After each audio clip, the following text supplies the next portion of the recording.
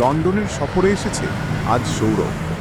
ছোটবেলা থেকেই বই আর সিনেমায় দেখা লন্ডন ব্রিজ এবার নিজের চোখে দেখার সুযোগ মিলেছে। ছবির মতো ঝকঝকে আকাশ, ঠান্ডা হাওয়া আর টেমস নদীর ধারে দাঁড়িয়ে সঙ্গী করেছে হাজারো পর্যটককে। সৌরভের চোখে বিস্ময়, তার পেছনে দৃশ্যপটে দাঁড়িয়ে আছে রাজকীয় লন্ডন ব্রিজ, আর একটু দূরে দেখা যাচ্ছে বিশাল লন্ডন আই। পিঠে ব্যাকপ্যাক, গায়ে হালকা নীল জ্যাকেট আর হাতে একটা টিকিটের ছাপ, সব মিলিয়ে একজন ভ্রমণ পিপাসুর পরিপূর্ণ রূপ। হঠাৎ এক বিদেশি মহিলা তার কাছে দাঁড়িয়ে ছবি তুলতে চাইল। সৌরভ হাসি মুখে জায়গা দিল, আবার চোখ ঘোরালো নদীর দিকেই।